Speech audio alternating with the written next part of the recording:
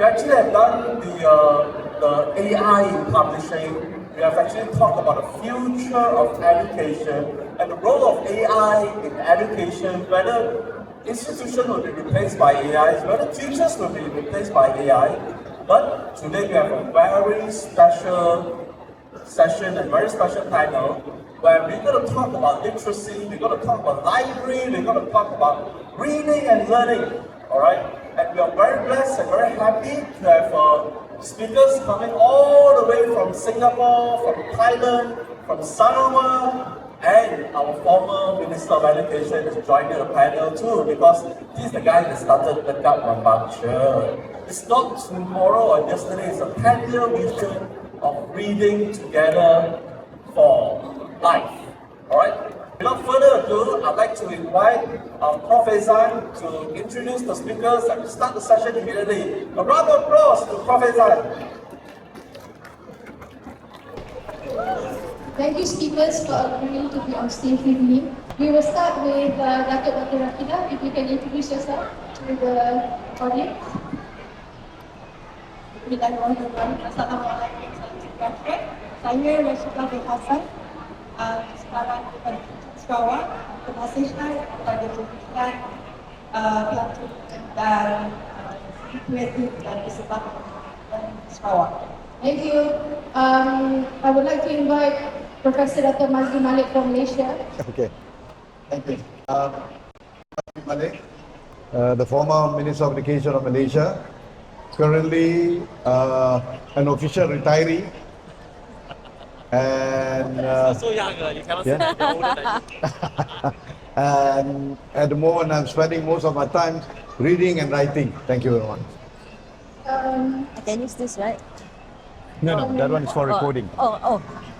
Hi everyone, so I'm Ranita. I'm Director of Children and Reading in the National Library Board of Singapore. I myself am a very avid reader. I read every day. I just love to read. So in a way, my job is really my passion. So I'm really blessed with this role. Thank you. Prof. Tan. So data from London, from Bangkok, Thailand. I'm president of the National Library and Community Science Society, which is this year we are going to host the ILIS conference in Malaysia at UITM in August. So if you are interested in them, please welcome to join us. Thank you. Okay, first question. From sekolah, right? Okay, to all panel members, our theme this year is reviving reading libraries leading the way. Personally, I think reviving is such a strong word to be using in this context. So, briefly, is there a need to revive reading, or should we word it as moving forward with our reading agenda? I will start with our esteemed guest, Professor Dr. Mazli Malik. I'm not ready. Let them talk about it. Let the designer of the Kapmambacha talk about it. Okay, Bismillahirrahmanirrahim. Thank you, Madam Chairperson.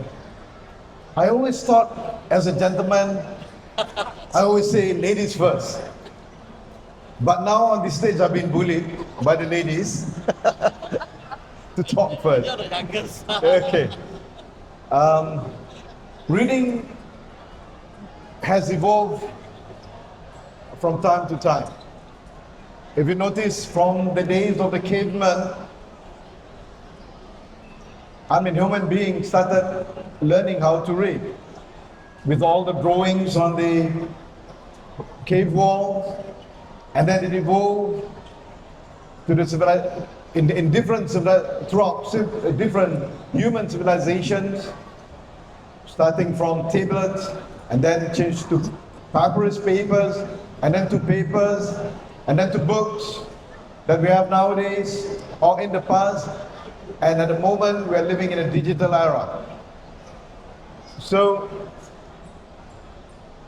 the method of reading, the style of reading, how we read, may change from time to time, but the purpose of reading remains the same. Reading is all about learning. Learning about new things, learning about what's happening around you, learning about what's happening across the border, on the other side of the sea, etc. And learning also is one of the pathways to acquire knowledge. A couple of hours ago, I was talking about my latest book. It was in Bahasa, or my latest books. The first one is Wahai Guru, a book that I dedicated to all educators. Few tips, few suggestions on how, not how to teach, because they're already teachers, they're already guru, but on how to read the room, on how to understand the current generation that we're living with, and the best way to instill humanity, wisdom, and creativity within this new generation. So I produced this book based on my very humble experience dealing with the educators, especially teachers. And I oftenly been asked, what is the best way to reform education and whatnot? I always tell them, whatever suggestion, whatever proposal you may have, but at the end of the day, you must go back to the root of education itself, which is the teachers. And also my second book, Mewarna Canvas Putih, also in Bahasa, talking about tips pendidikan anak-anak, tips on how you educate your children, which I dedicated this book, or I dedicate this book to young parents who often I bump into and asking me about what should I do with the screen time of my children. How should I do, at which age, at what age they should start reading, writing, and memorizing and whatnot. So I've written for them this book. For me, it goes beyond academic achievement. It goes beyond the examination results. It's about how you instill values within the heart of your children so they will grow up being a more human being. We must try to bring our children, our students, back to the telos. This is what Aristotle called in his book Nicomachean Ethics, the telos of education itself, the purpose, the very purpose of education. So coming back to reading, why do we read? We read because we want to learn. We read because we want to become a better person. We read because we want to acquire not only knowledge, it comes together with wisdom. And not only we acquire knowledge and wisdom, we want to have a better version of ourselves, or the best version of ourselves, which come along with value, higher ethics, and also with oidomania, has been mentioned by Aristotle, or in an Islamic term, we call it as sa'ada, as mentioned by Al-Farabi in his book Al-Madinah Al-Fadila. So this is where learning is important. It's not only about reading the alphabet, or reading the sentences, or reading the words. It goes beyond that. It is to build the humane within yourself. It is to build a better human community, to build a much humanistic civilization. Because we are standing in a moment, in a junction, where the Western civilization is collapsing. The multipolar world is waiting for the non-Western civilization, the non-Western values to come to replace them. We were taught about justice, about fairness, human rights, this and that, international law, but everything has collapsed since the genocide war on Gaza and since the war of Israel on Iran.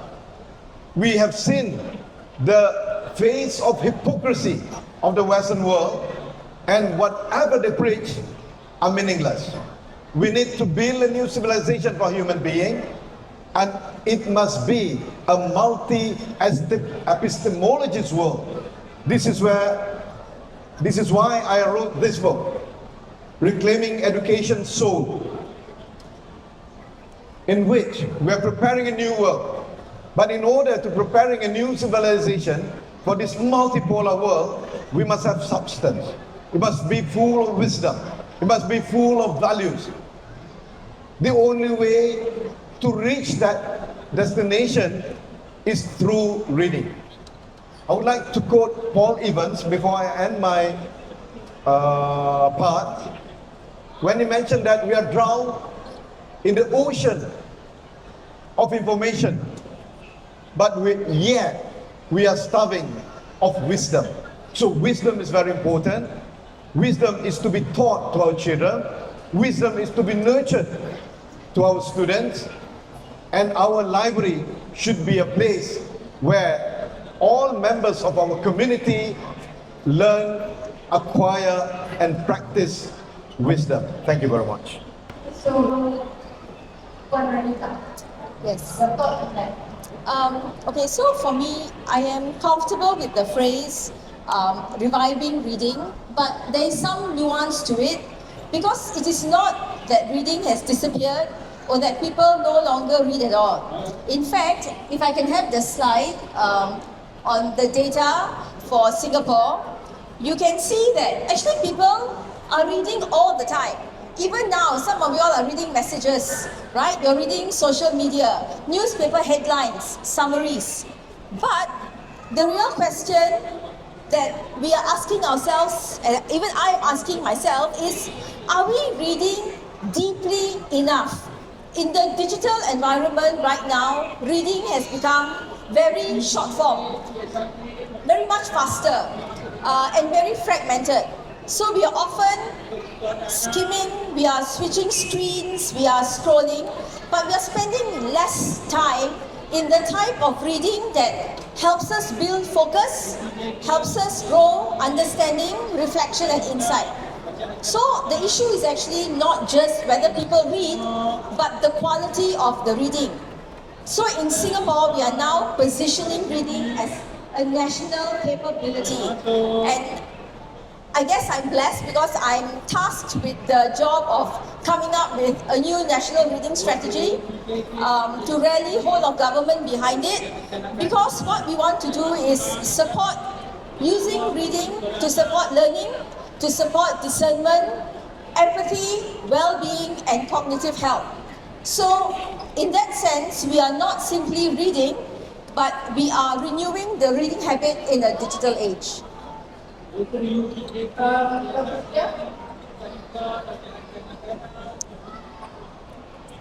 I come from practitioners, and as a mother, as a grandmother, and as a librarian who see and we went down to the rural areas where people are not really blessed or have equal access to information. Now, bringing on to what Prof. Mazli was saying just now, that you have to believe and all that. But I always believe, and we have always been propagating on this, parents play a very, very important role.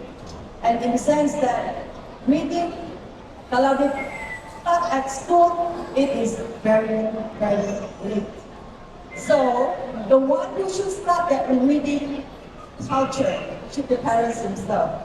But when we went down to the rural areas, where we still have pockets of people who still do not know how to read, how to grow up with that, we still have this gap.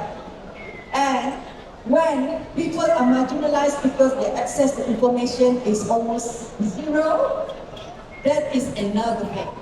So, when you bring into reading, you have to address the parents, the community themselves, the policy makers. There are already enough efforts by the government. You name it, the infrastructure for internet access. Dulu ni pakai padi, sekarang ni nama-nama lain pula. Community digital center lah, you name it. We have libraries throughout Malaysia, 10,000 of them altogether. tetapi penggunaan macam mana. So it is a whole ecosystem. You educate the parents to read and when to read, how to read. And you have to provide them with the materials to read for different ages of their children. Then, bila anak-anak masuk sekolah, how do you teach the children to read together with the teacher, not just for academic? Because once you plant that reading culture in the children, that's for life. Sebab as they grow and as they mature, and now, even now, you and I have to read every day to survive. You bayangkan, musim haji baru habiskan, you bayangkan our people who have gone for Hajj and they have to be digitally literate. Imagine those yang datang daripada kampung, yang tak pernah pakai handphone dan menggunakan app and they are doing their Hajj. That also is reading. I totally agree with Puan Marika that we do not read deep enough. When we do not read deep enough, we sleep on the top. That's where I call it the erosion of wisdom. Because we do not have enough of materials for you to compare and do rational thinking. That's why some of the decisions are very, I would say, destructive, because you did not really look into a lot of aspects of decision making. So reading, I would say, apa lagi yang kita tak buat untuk galakkan orang. Like this KL Book Fair, for example. This is just one of it. And the other thing is, the Prime Minister announced about 100 ringgit to all the students in Malaysia. That, to me, is an investment. Bayangkan, that 100 ringgit to some might not be big, but to some, you can buy how many books with it, depending. And that is planting the seeds of an intellectual. That is planting the seeds of future Malaysians to be readers. And that is planting the seeds to say that reading is a must. Well, I think Sarawak got it right when they introduced the Reading Seed Initiative. Oh yes, yeah. 2000, way back in 2000, where they have a program where pregnant mothers are given a package and they are taught how to teach their young babies how to read or how to understand about books and stuff like that. So that initiative has been taken up as a national agenda by the National Library of Malaysia.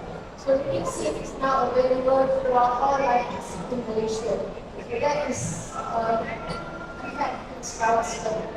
That is Sarawak State. So, Roman, you are the president of the Thai Association. So, what is your take on the topic today? Reviving reading, I think there's nothing wrong with this word, because I believe that reading is about giving opportunities, and the power of reading is make life better. And I come from the country with 70 million people, and in 76 provinces, which the population is quite large. So to have equal opportunity for those who need reading materials and read to have equal education is very important for us. That's why reading is a part of life, and our life is changing every day. And at the same time, our life will also need to change according to the people's lifestyle and expectation of users. So we just cannot do what we used to do in the past. So we need to revise reading and to make it more modern, to make a lifestyle, how to make modern reading for our young generation, and also for one also. You know, and this one, I think the library need to do a lot of work in order to meet the expectation of user. And I think we all, either in Thailand or in Singapore, in Malaysia, and everywhere, we are doing this work. And is very important for this topic. So, reading is no longer an option or a choice, it's a necessity. To survive in this day and age, regardless of which category of citizen you are, reading is a necessity. What is that? Yeah, I want to add something. Actually, you guys bring forth a very important point. What is it that you're reading, right? If you ask which book you read the most, say Facebook. We always read about Facebook. So the thing is that I still remember I get my kid, show me your phone. How long have you been on your phone?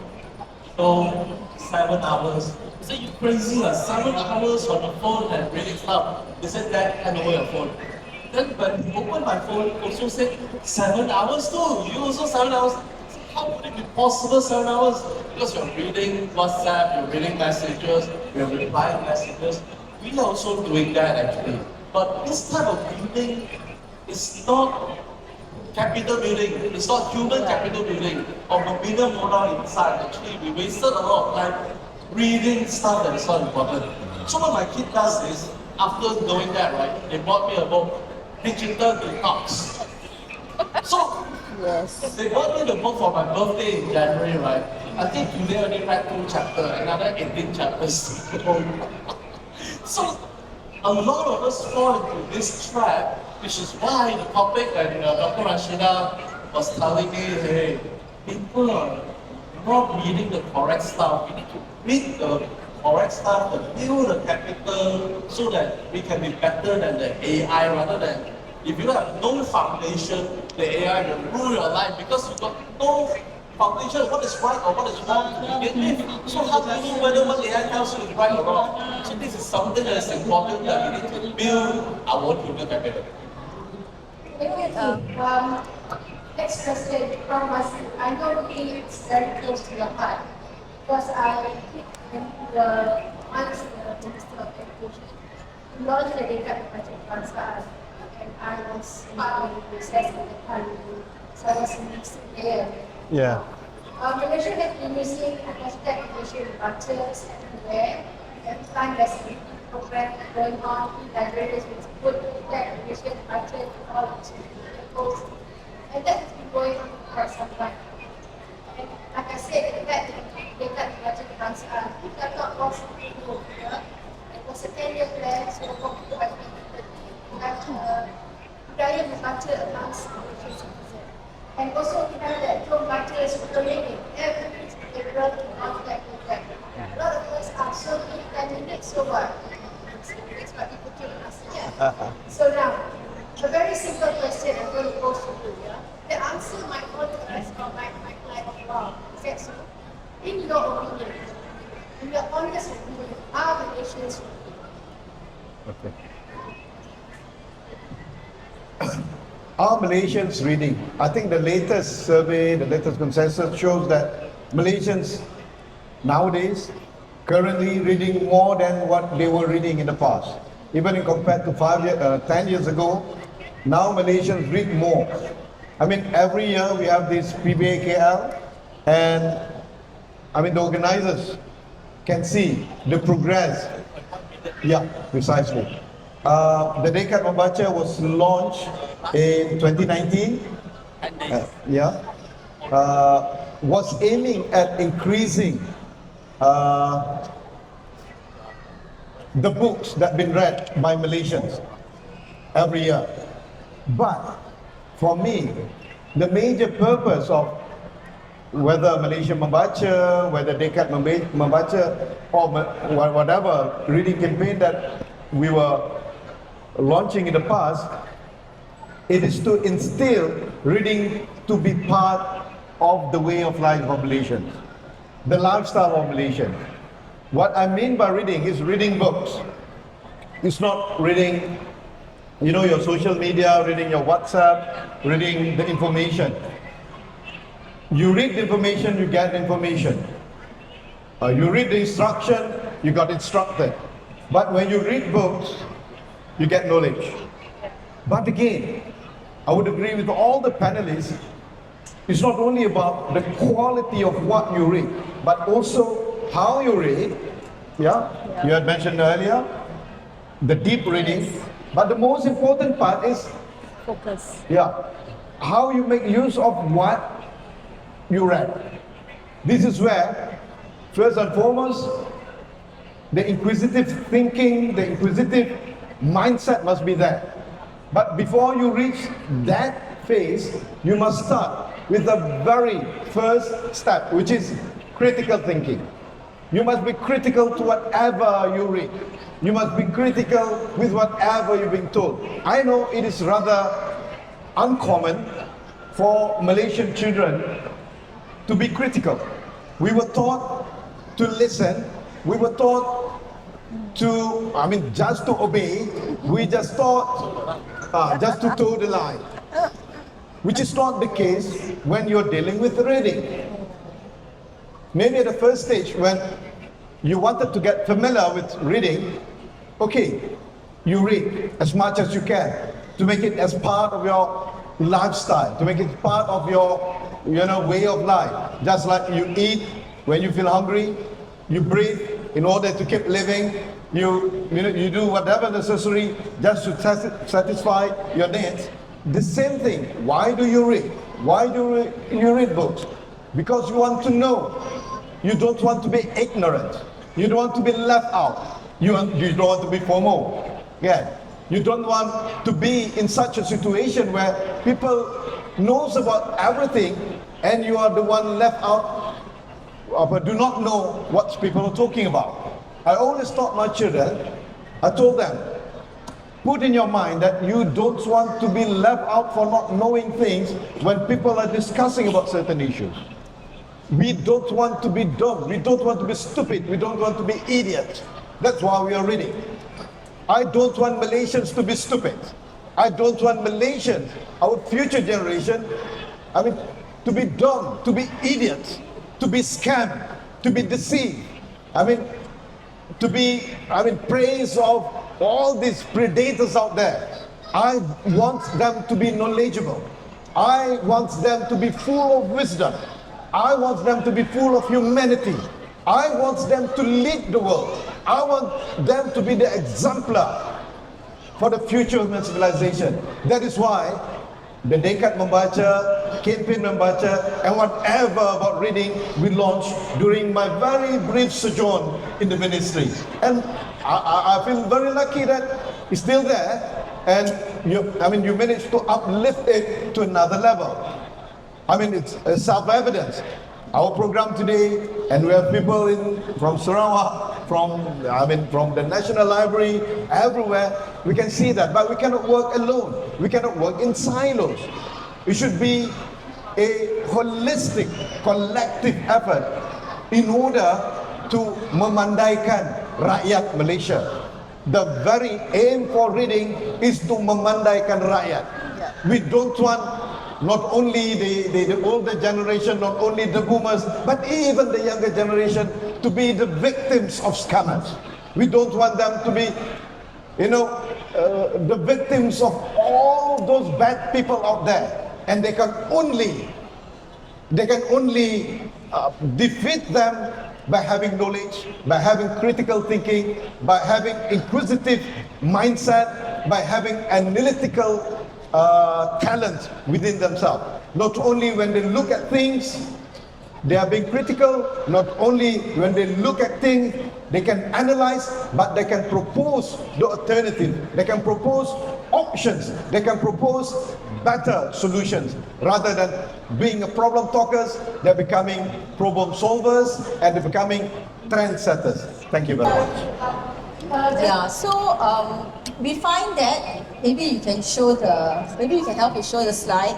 So actually, based on what I shared just now on deep reading, right? Our thinking has also evolved. So reading campaigns, reading festivals are still good because it raises awareness that people know of that it's important. There's visibility and there are shared moments. But if we want reading to really take off and to be embedded, we need to move beyond the episodic participation and make it a more sustained habit. So the focus right now for the reading strategy is really how can we build that habit formation ecosystem. So for the libraries, right, it is to make reading easier to start, easier to continue, and easier to return to. That means giving easy access to materials, very strong curation in content, in programming, having very good reading advisory services, and having nudges, being digital nudges, to get people and to prompt people to pick up a book. And what was mentioned by Dr. Mazli just now, the partnerships. Because the libraries cannot do it alone. You need very strong partnerships from agencies, from communities, from book publishers, booksellers, authors. Everyone needs to come together, and we need to take reading into schools, we need to take reading into community spaces, and we need reading, like what Professor Izzan mentioned, right, to be very strong foundation at home. Start from when the baby is born. Teach parents, be there to support parents in their reading journey as well. So, a national reading movement, it assumes that everyone is motivated by the same message. Some people already love reading.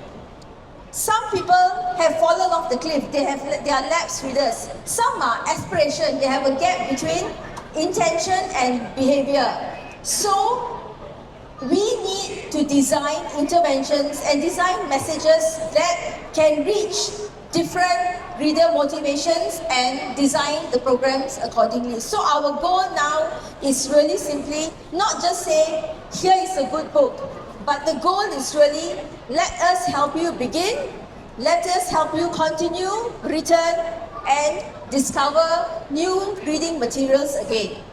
In a way, it's like what Dr. Mazli said, your critical thinking. This is really how you get it, the discernment, your critical thinking.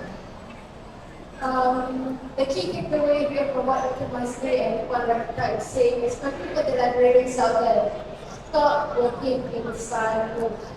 Stop doing things by yourself. You need to cooperate, you need to collaborate with whoever has the same interest as you. Libraries on their own cannot perpetuate the good habit. You need a partner, you need a collaborator. So this ties in with my question to Prof. Namkit. In the rural areas of Thailand, programs like Together We Read a step in the structured classroom reading rotation because books are scarce at home, right? So there are no books at home, so what the NGOs, I guess the NGOs do is, they rotate books amongst the children. So how can national library policies better support this localized intervention in underresourced communities? In communities where books are difficult to access. So how does library policies aid this? Let me just give three examples. One is about the Thai Encyclopedia for Good project, which is established by the Royal Project in the past 50 years until now. And they have written Thai contents in 7 subjects. And now we have about 46 volumes of encyclopedia. So this encyclopedia will be donated to every school in the rural area and also in the libraries. And not just only give books to school, they also have the activities as part of their learning in the curriculum, and also the quiz competition every year in the regional level, the national level. And in order to support this reading about the content of Thai, as you know that we speak Thai, only one language in the world. So we have to have Thai content for students to learn about this. And the second is about the community center that have been in every villages that the public library must support the community in each village to have the books which come from the district education and also donated from other organizations. Other part is about TK Park, Thailand Knowledge Park, which is very active in supporting the library in the rural area by, if they don't have books, so they have to teach librarians to make books by hand. and from the local contents in the village, in order to understand about the culture of the community and make librarians and students understand about the local context. That's what they are doing now. And in Bangkok also, because the population in Bangkok is really large, about 10 million people, they also not just only have the public library, they have the book houses in every district in order to support people who live in different areas to access to books. So, we cannot avoid technology by have the application to access the content. That's the way to help librarians and help teachers to have access to reading material. But I agree with the minister that book is very important. We need to touch books. That's why we have the library.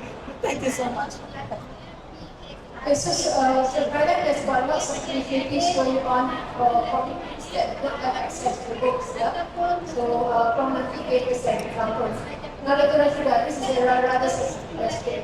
According to program of budget website in 2020, the number of books read are creations that is, I think, from 2 or something to 24, if I'm not mistaken. But they also found out that it's more of an academic exercise. They read because they have to take exams, because they have to do assignments, universities, lectures, because they need lecture notes.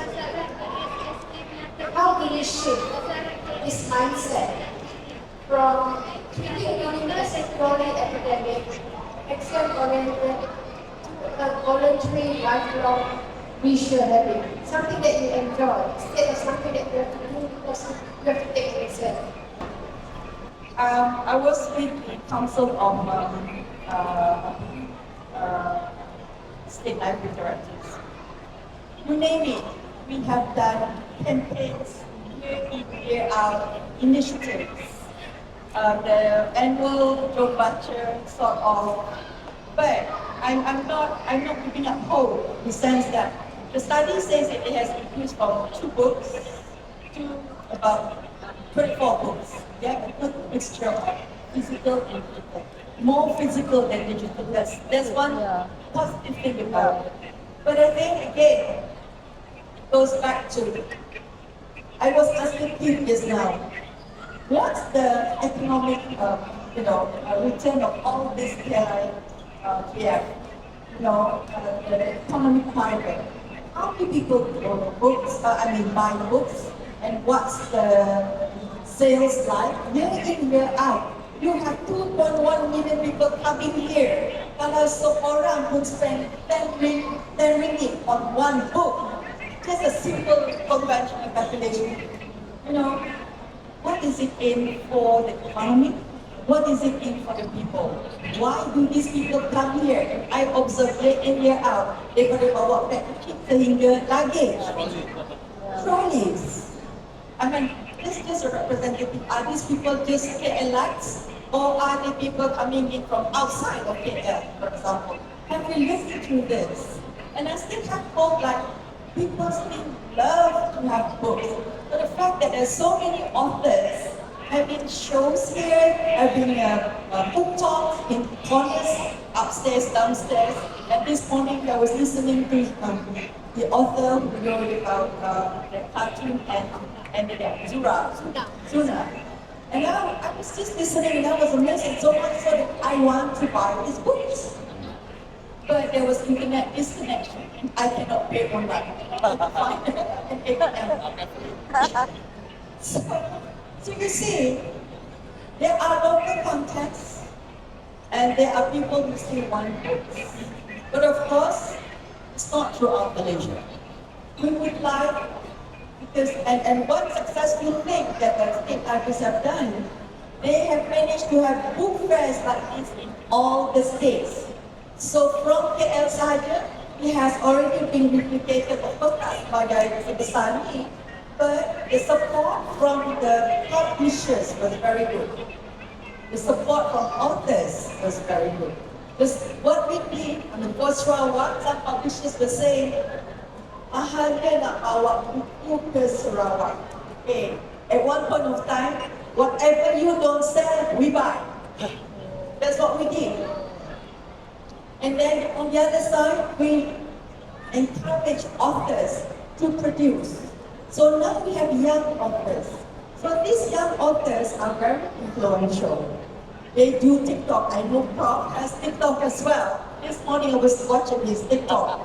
So those are the things that is an ecosystem. I agree, but is that the libraries alone cannot do it. We have to have partners. I remember when we started reading Seeds, I had to talk to the Deputy Secretary of Kementerian Kesihatan, which happens to be Tan Sri Hisham. And people say, Rashida, my nurses has more things to do and not add on to asking the parents, have they read to the children? But I said it is important. Reading and the ability to read, or in a child from 0 until 36 months, a very important growth progression. But in principle, I need the nurses to help me at the mothers and children well-being clinic to ask just this one question dalam perkembangan anak dia, ada tak dia membaca kepada anak dia? So that reading is just not the libraries providing you with the books. It's about all, each and every one of us over here to start that in our own family. The question I pose to you, have you read to your child today? That's it. Yep. Question. I'll add on a little bit to what you are sharing, right? For the development international book plan, this year we don't know, it's just halfway through. But last year we set a record, over 10 days we have 2.1 million visitors. All right? Sale has been very good because the thing is that some of them by the third, the book fair is always 10 days. Some of them by the third or fourth day, they already met the target for the previous year already. So sales has been very good. But then again, the publishers are very smart people. They look at the algorithm, they look at the consumer behavior, they study, they go to university, they attend courses to see what the people want. What is the permintaan hati of the readers? Alright? And with the catalyst of the government giving the book voucher, alright, to the people, they know, okay, there's 100 million to be taken. Who's going to take? So they come up all sorts of initiatives. Some publishers will hire 2,000 social media influencers to bang every day. Alright? And basically they get rewarded by encouraging people to read. And when we first discovered TikTok, right? We thought, what's that? People use Facebook, we spend hundreds of thousands in advertisement. But to TikTok alone, we have more than 1 billion views, and it's free, alright? Now we partner TikTok, partner Shopee and stuff like that. So the economy itself, it would actually adjust, the commercial people will play the role for the purchase as such. The libraries will do their part.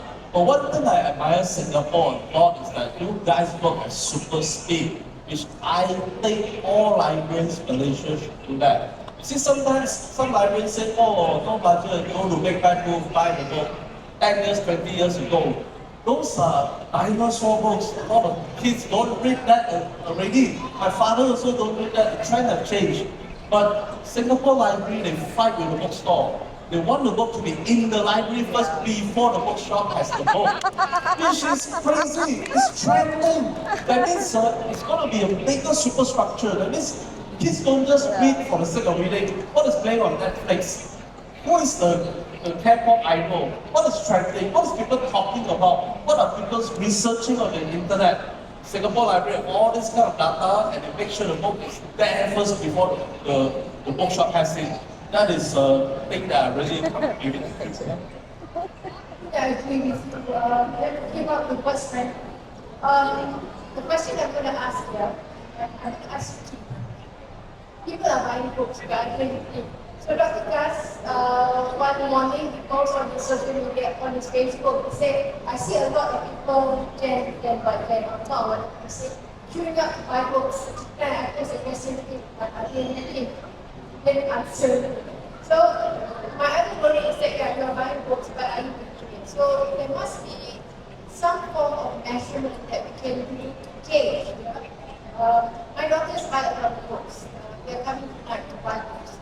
But I always cakap to dia, buku dan anak simpan dekat your life if you're supposed to read. So I see that they read, but I do not know what the rest. But as far as children are concerned, I see a lot of parents buy children's books. And I see them reading the book with their children dekat bedtime or masa lunch hour when they are free. So probably some kind of a study to see whether you actually buy or read what you're buying.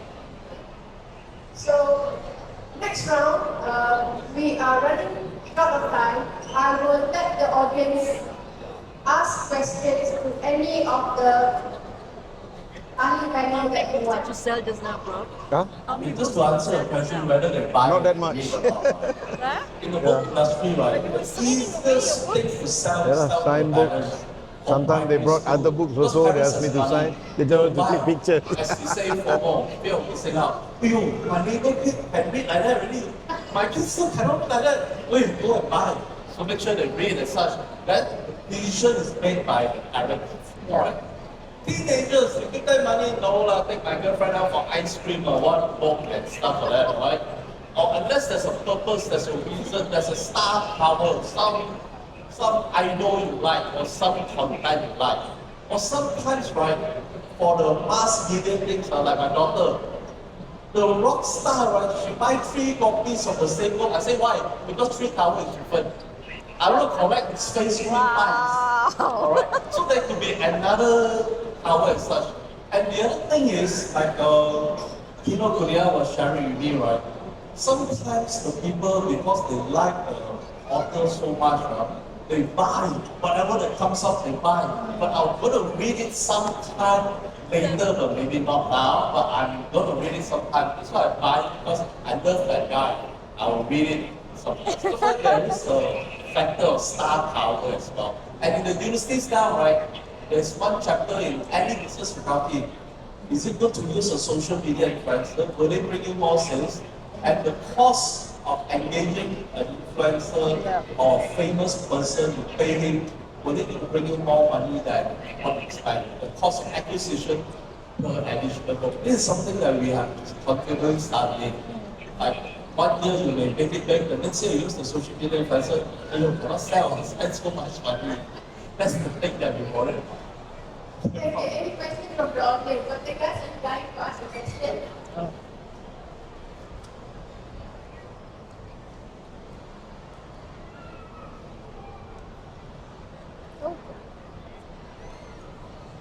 Thank you very much for your wonderful session. It was really insightful to hear from all of you.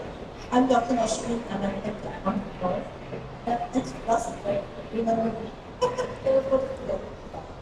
Okay. My question is that I also run a school at the same time, tech entrepreneur and tech expert. It's really inspiring to see that in this part of the world, in Southeast Asia, the libraries and the government a lot to engage with children to read. Can you talk about a few steps that the libraries are taking because of the reducing attention span of the children to make them more engaged to the books when they come to the library? So I know, for example, as an author as well, I'm also a children's book author, that the reading ability of the children has gone down. Earlier on, if a 4 to 7 year old was reading back in our days, 1500 words, they're reading about 750 to 1000 words. What is the steps that you are taking, and anyone if you can answer, to increase the literacy rate of the children, to engage them into activities along with the books as well? Have you thought about that? And my second question is that, I think one of you mentioned, I think was it Keith or Dr. Muslim mentioned, that reading is not just about reading the book. But for example, in the case of my son, I found that he started reading after he started playing a FIFA game. And then that made me create a game where we had prompts for reading. So not all screen time is bad. So is there any initiative on that as well that's coupling the books and the screen or the games initiative to make it into a healthy time for the children to read? So those are my two questions. Thank you very much. Okay, maybe I take the first question on strategies and how to engage the children. The problem in Singapore is not so much of the decline in literacy, because we do pretty well in PISA and PEARLS and the international exams. But the systemic decline that we see is in reading enjoyment. So what we have done is, as part of the children's team, we created a reading program called Book Bugs. And what it is, right, is collectible cards that the children use to trade and to play. We started it in 2016. In August this year, we will be going into the 6th edition. We have it once every 2 years, like runs for 9 months. What we have found is that the program appeals more to the boys, which was actually one of our target audiences. And whenever the program runs, right, our book loans shoot up. We usually will get about 10 million additional loans from the kids. And a lot of feedback from the parents, because we also worry, right? They borrow, but do they read? We don't know. So yes, we do have a few naughty fellas lah. They will borrow and then they will return the book. But we also have a maximum number of points only that you can get a day. So to try and manage that behavior. And the feedback from the parents, a lot of them say that actually this program did help to get my child to read more frequently. But like what I mentioned just now, if you remember my chart, right? This program runs for only 9 months. So now my challenge to the team is subsequently, right, how can we get all the kids who participated, okay, about 100,000 unique participants, right? How can we get them to continue to read in that period where Book Bugs is not running? Yeah, so maybe, so we're going to try it out this year. Maybe if I come back next time, I can tell you how it's working. The program is called Book Bugs. Yeah. Yes, if you Google it, you'll find, yeah, we've got quite a number of articles on it. The second question. Yeah. The second question was you're trying to tie in with your child's activity with whatever the library can do to support the child's activity. She was saying that her child was interested in craft. So the library needs programs to make sure that whatever the child is interested in, they have the books and all that. So how can it be done to make it better? I'm no more a practicing librarian, but on a bigger scale, a macro scale part of it, I had the opportunity to meet with the producer of Gadis Kretek in Barcelona. And Netflix had a session like this, and she was one of it. And this is talking about culture, how Netflix brought in contents from outside of the Western Hemisphere to appeal to people worldwide. So what she said was, when Gadis Kretek became the craze, and it's from all over the world, because it's been streamed to Netflix subscribers globally, what she mentioned was, the impact of that movie goes into the sale of kebaya, and it's just shoot up. And not only that, they have improvised the kebaya into something more contemporary. And this is my personal experience. My daughter is a designer, and she and her colleague, they are entrepreneurs, and they are doing kebaya for contemporary use. You can use. So she asked me, where are the books on kebaya from Malaysia? And that kind of set me back a bit, because this is one thing about us in Malaysia, we do not create our own content enough. Bukan tak ada, enough, tak ada. So what I said was, okay, kebaya has already been raised as a UNESCO tangible heritage combined for the ASEAN countries. Let's do a search. So we did, and we will try to get inputs from Malaysia in Putrajaya.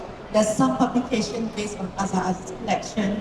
So that is something that excites her to get more information. So even if it doesn't have to be from Malaysia, but also from other countries. So what I'm getting here is what excites the child to get you to strategize other reading strategies that you can do together with it. My eldest son has a little bit of dyslexia, and he's into games and he's not into reading. But when he was very, very into basketball, I have to sit down. So we do research about the Jordan, ways of shooting basketball. And this is a boy who doesn't like to read. And at one time he said, Mom, I would like to have Jamie Oliver's book as my birthday present. Wow, it's very good, yeah. So it has got to be what interests us that you strategize along that line. So it's not one model fits all. It Yeah. depends, and as what Klibf was saying, what excites them, what attracts them, and what would they love from their heart. Okay, I'm going to let the first slide. Wow. Association Asia. Okay, we always talk about reading among the children, the public, and so on. Like the question to Prof. Namti and Puan Ranita, do librarians read a lot in your country? Thank you. Oh, do librarians read a lot? Okay, I am a librarian, and yes, I read on average one book every week. But I can't speak for the other librarians. Professor Nomte, if you don't mind, can I show the slide? So as a librarian, I'm going to leave you with a book recommendation, okay? And I want to also use this opportunity to highlight something that is very, very scary. Okay, so this is a book written by Marianne Wolf. She is a cognitive neuroscientist and a reading researcher. And she did her own personal experiment. She's an avid reader, okay? She loves to read print books, I think mainly for her research, but she also reads fiction. And she did a personal experiment, okay? She stopped reading print books for several months and she only read on digital devices. This is what she found out. First, she lost her ability to sustain deep reading.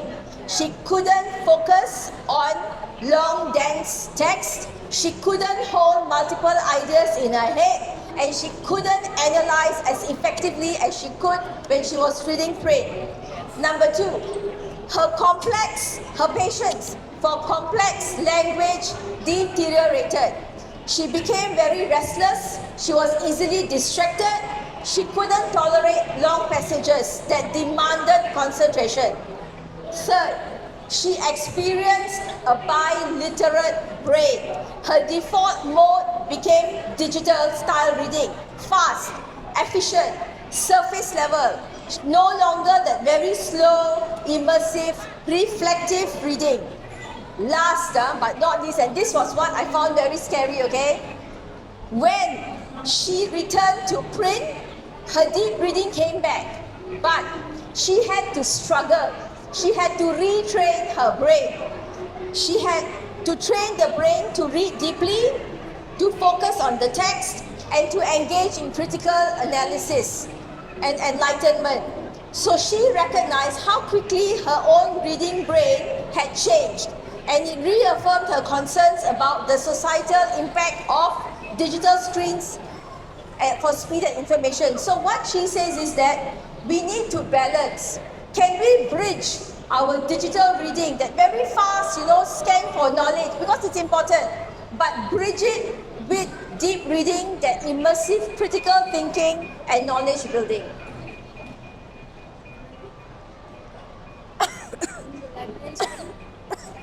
Thank you for the questions. Very difficult one. Because I think most librarians in our country read because of their work and for writing abstract, but not enough for storytelling. Because every time that we have activity, we always invite others to join us and then share a private story about the book. So I think we need to do more. Thank you. We can work together. Yes, one last question from you. Thank you, Ritesh. And just a quick one. Okay. Firstly, totally agree about reading itself, which I discovered through my engagement with my friends who are readers. I asked them, you read, how many of your children read? Out of 5, maybe 4, no? Then my next question, do you have libraries at home? Yes. So that's actually at the point for me to say that I agree with that Ishida, must get moving on, that our problem of being to increase to certainly to improve is at home. We have to start go back to parent, being a parent and all that. I agree. Okay. America. The reason I post that what the design mentioned just now is that I'm actually trying to manage certain perception. Okay, I just use 2 perceptions. Okay, one perception is that younger generation no longer reads. Okay. Second, they only read e-books. So I'm trying to attract discussion.